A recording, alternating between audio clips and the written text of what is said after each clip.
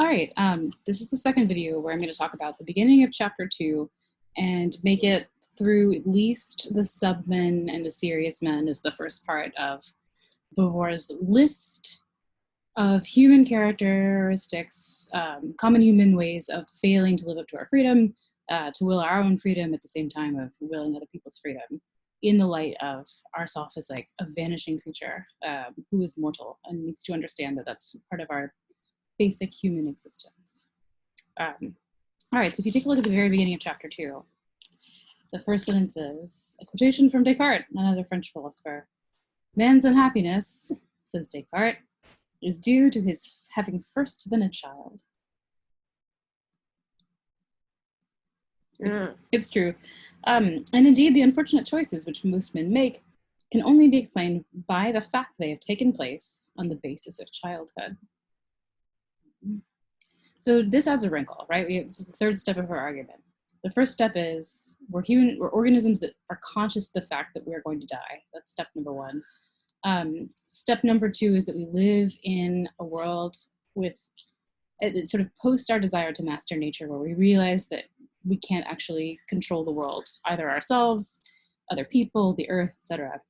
And this third step, sort of psychoanalysis influenced, is the idea that like the transition from childhood through adolescence to adulthood is like the third most important psychological factor that influences how we treat ourselves, other people, society at large. So the child situation, she says, is characterized by his finding himself cast into a universe which he has not helped to establish, which has been fashioned without him, and which appears to him as an absolute to which he can only submit. So the problem for her is that, ethically speaking, values to the child come ready-made. They come from parents, they come from other adults in the world. Other adults in the world seem to lay down moral law as if they were gods. Everything, she says, human inventions, words, customs, values, appear to be as inevitable as the sky and the trees. The value of sharing is to a child something that just exists. It's just good. Well, except when they don't want to share. Yeah. As an ethical value, see, naturally you don't want to share, but ethically speaking, you ought to. Yep. Anyway. Well, I guess I am not affected by ethically speaking. No, that's the funny thing, is that she's actually fudging it a little bit because most children aren't as obedient as she claims they are. I've been reading her autobiography, which is called Memoirs of a Dutiful Daughter, and she tries to sort of explain how she was a good kid when she was a kid, and you read it and you're like, no, she wasn't. Anyway. Okay, so the idea is that values to the child seem given. They seem beyond the child's own ability to choose values for the child's self. It's very frustrating. But some children, many children, enjoy aspects of this because it's deeply relaxing to have the world ordered, outside of you, ordered by trustworthy, omnipotent human beings. Which in turn allows the child to play. She says, and I'm still on the first page of chapter 2, you can expend your existence freely. You can passionately pursue and joyfully attain goals that you set up for yourself, but you experience this in tranquility because the domain that you can experience as a child seems to be insignificant to whatever the real world of the adults is happening. You can play and relax because you don't have to take responsibility for yourself in the same way that an adult is. You can tell yourself that your world is half fiction and you can enjoy it. So this is a very fun and relaxing child world, which Frank would obviously disagree with. He's getting older. So okay. I'm gonna skip a couple of extra pages that I would talk about if I were just in class and not making a video. But the idea is that once we transition in adolescence and beyond to a world where we realize that our fundamental responsibility is for understanding what I value as an individual and deciding that those values have meaning because I value them. I value them for myself. I've decided what I believe is good. I've decided what I know to be bad and to be wicked. And the person who has responsibility for that, the person who decides what's good and bad is me. There's no one left but me. I can't I can't abdicate my responsibility by saying that some other authority figure is making those choices for me. I simply have to do it myself. That sounds fun when you're a kid, but when you get older, you realize that it is a terrible burden. Like, to feel perfectly free and perfectly responsible for yourself is a lot of work, and it's also painful. Existentialists talk about the anguish of freedom. It anguishes us. It makes us full of terror and afraid when we realize that we really are fundamentally responsible for what we believe to be good and bad.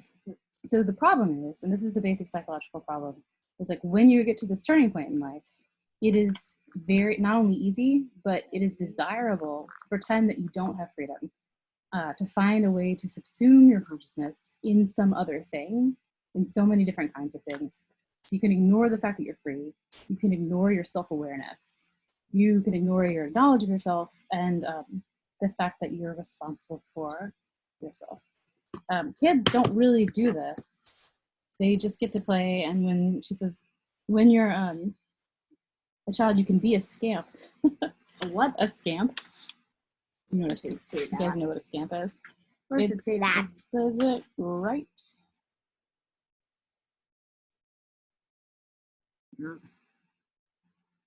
He is a good little boy or a scamp. He enjoys being it. Okay.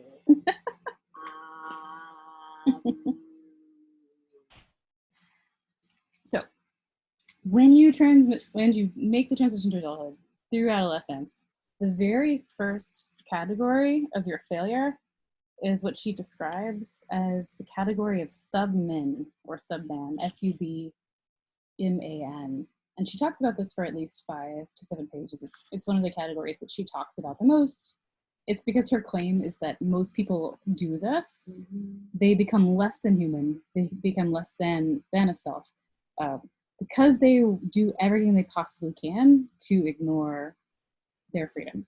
So if you look, I'm on page 43 of the black and white and red edition. If you've got the turquoise and yellow, it's something like 42 or 44. It's the paragraph that begins by saying, however, if a man were permitted to be a brute fact, he would merge with the trees and pebbles which are not aware that they exist. So the problem is our awareness that we can't escape of ourselves. What the subman does is, I'm reading from the middle of the paragraph, he would like to forget himself, to be ignorant of himself, but the nothingness which is at the heart of man is also the consciousness that he has of himself. His negativity is revealed positively as anguish, desire, appeal, laceration, but as for the genuine return to the positive, the subman eludes it. This is the idea that we are a lack of being. We are not quite being in a full sense. We're not gods. And so you feel your lackness as a nothingness, which terrifies you. And so you'd like to forget yourself and to remain ignorant of yourself. The only thing you could possibly do is to subsume this consciousness of yourself. And the good news, or the bad news, because this is what most of us do, is that there's so many different ways to subsume ourselves in the passions of other people. By being, let's see, you take refuge in the ready-made values of the serious world. You proclaim certain opinions. You take shelter behind a label. So you find just a ready-made label, a way that people are. And you're like, oh yeah, I'm totally that. But she says, you change your mind. You know, one day you're an anarchist. You're like, all authority is bad. And then the next day you're a monarchist. And I know, unfortunately, too many people who have been both anarchists and monarchists. People who are like, only a king will save us. And people who are like, no authority ever. So you change your opinion, because you're not taking opinions for yourself. You're running through a series of different ready-made opinions to escape your consciousness for your own freedom. The classic way of escaping yourself is hedonism, right? The pursuit of pleasure, an entire life devoted to pleasure. And that's actually a fairly easy way. We've already talked about this, like you escape yourself briefly for a party, right? And the next morning you're like, I'm still myself. only now I'm hungover. It's not Good fun. job, you. Yeah, no, it's a terrible job, you, right? Because you're like, I both like made myself in pain, and I also realized that I was unable to subsume my natural consciousness of myself by using drugs or alcohol. It's very painful. But that's a relatively trivial way of subsuming the consciousness, and it's like one of the ones that's very obvious that it doesn't work for long periods of time. Still on page 44, talking about the submen, Beauvoir says, you hide your indifference to values by abandoning yourself to verbal outbursts, yelling, complaining, hate, canceling, by either verbal outbursts or even physical violence. One day you're a monarchist, the next day an anarchist. The subman is more readily anti-Semitic, anti-clerical, or anti-Republican. Thus, though we've defined him as a denial and a flight, the subman is not a harmless creature. He realizes himself in the world as a blind, uncontrolled force which anybody can get in control of.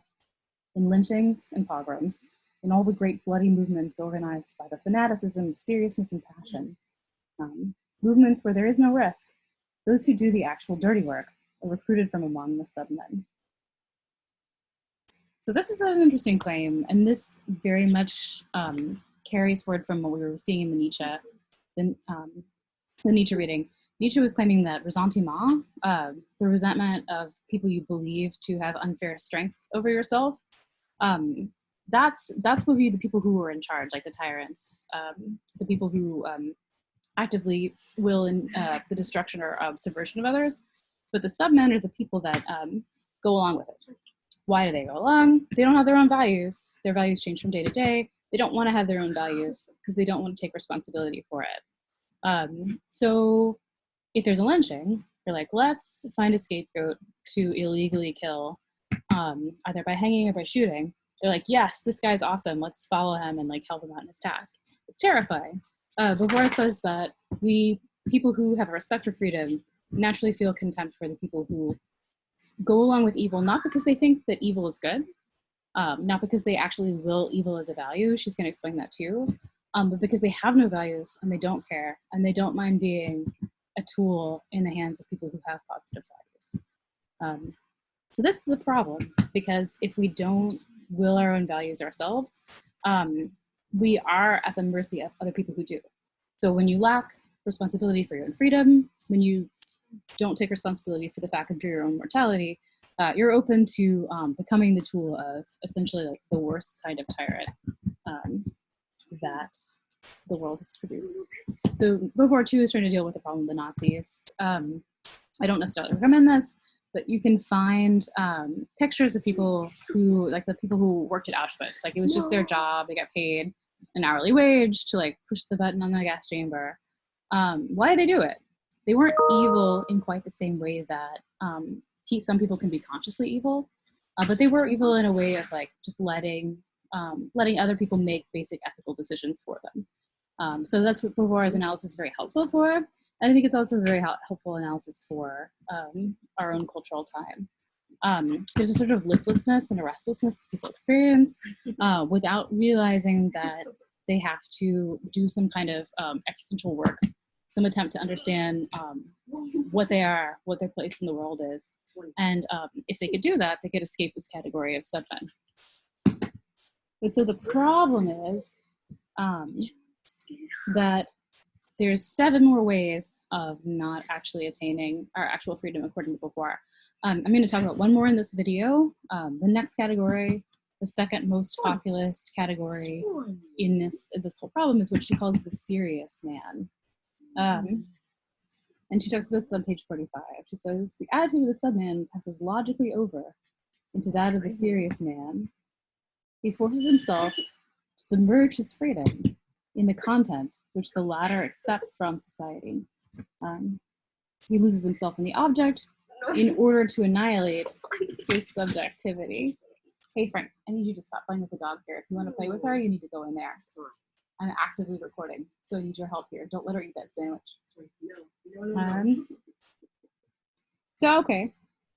So the serious man is also trying to annihilate his subjectivity. He's trying, however, to annihilate his subjectivity in a slightly more intellectual way. what the serious man does, he tries to find values which she describes now on page 46 as conditional. And the serious man attempts to will those values as unconditioned. And the serious person likewise permanently believes that the accession to these values permanently confers value upon himself. You escape fulfilling yourself as a being, the stress of being a free being, by saying that simply certain ends are simply good and simply right. She says these people, this kind of psychology, they sanctify a cause, whether it's science, whether it's philosophy, whether it's revolution. This cause gives their meaning existence, and it gives them license to manipulate other people in service of the cause. So this is very helpful because it's dealing with like two levels of the same problem. People who blindly go along with somebody else's cause because they really don't care. And then people who legitimately do think, no, I have a cause. It's science. If people are wrong about science, do I care about them? No. The cause is what's right, the abstract cause, and the individual is what is wrong. So let me see if I can find some quotations. On page 47, the thing that matters to the serious man is not so much the nature of the object that he prefers to himself, but rather the fact that he loses himself in it. So instead of losing yourself in hedonism, Netflix, parties, you find some kind of like broad social cause. It could be socialism, it could be communism, it could be religion, it could be philosophy, it could be science itself. All of these things are the true thing that you subsume yourself, you prefer to yourself. Science is more important than you. And therefore you're allowed to lose yourself again. Therefore, once again, escaping your freedom. She says on 47, the serious man's dishonesty issues from his being obliged ceaselessly to renew the denial of his freedom. He chooses to live in an infantile world, but to the child, the values are readily given. The serious man, however, pretends that he's not giving these things to himself, but these things take on objective reality outside of himself. If you look on page 48, she keeps giving examples. She keeps running back between like broad analysis of the problem in terms of sort of like metaphysical abstract categories to these very specific examples. She says, the serious man simulates his subjectivity under the shield of rights which emanate from the ethical universe recognized by him. He is no longer a man, a human, but a father, a boss, a member of the Christian Church or the Communist Party. This is really important. This is what I really like about her analysis, because it's not so important that the content of what you claim to be serious about, your cause, the content doesn't matter.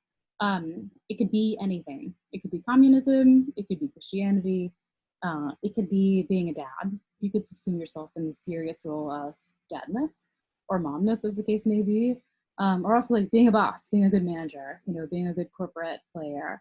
All of these subsume your individuality and the fact that these causes don't take objective goodness from anything outside of you, except your own will. You're just pretending they actually do. Now, none of this to say is that there are good things or bad things necessarily. It's not like it's bad to be a member of the Christian Church or the Communist Party, according to this analysis. It's good actually to say, no, I agree with Christianity in this respect. It's good to say, I agree with communism in this respect, or whatever you believe to be actually true about the world. The problem is the way you relate yourself and your choice and your honesty about the choice that you're making to these causes. If you say simply, well, the cause is just simply more real than me, and everyone has to suffer according to whatever the cause says, you are mapping over the fact that it was you who chose that and willed that as being valuable to you. And in a real way, that is what gave it value, morally speaking. So there's a way to take seriously the freedom of others. There's a way to take seriously broad social programs or social constructions. But she's trying to describe a way in which we falsely lie to ourselves about exactly what is important about those things and what makes our relation to them ethical. So the serious man, the problem with the serious man is that this wouldn't be so bad. It would be okay if he were just really into a cause, but a lot of people take it further.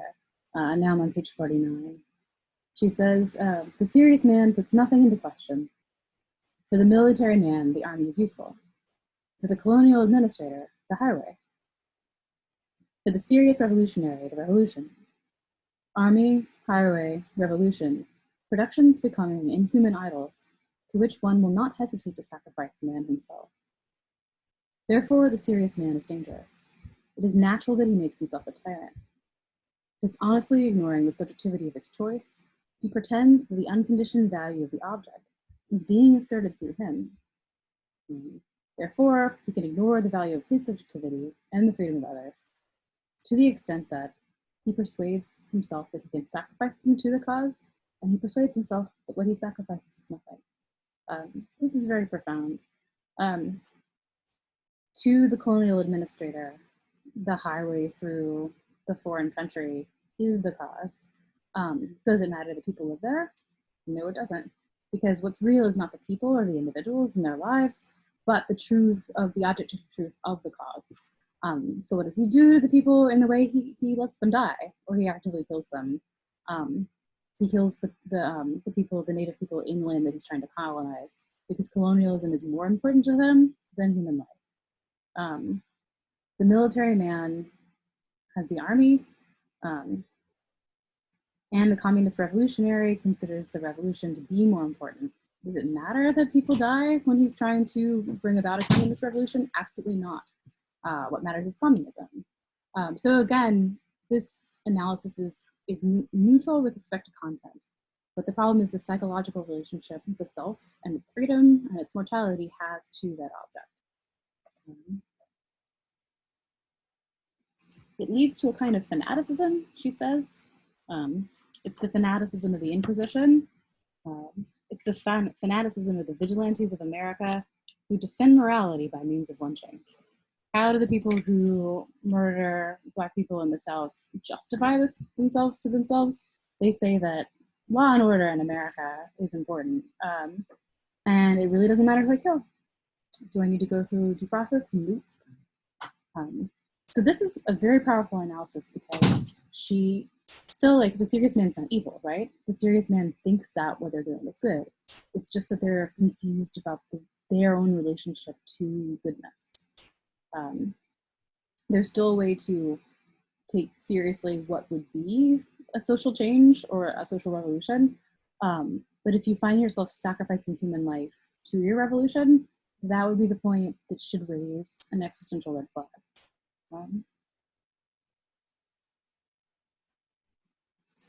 All right. The last element in this is what she describes as the levity of the serious man. The genuine gaiety of the Catholics, the fascist sense of humor.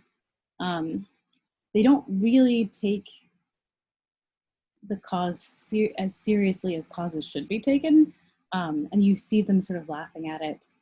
The serious man reveres the highway, the economy, the French Empire. He sees himself as a servant of the divinities, which again gets him off the hook. He can be a child. He can take the values of others forgiven, the values of the cause forgiven, and just sort of let himself go, have fun, laugh, lol. Just another way of saying that nothing seriously matters for himself.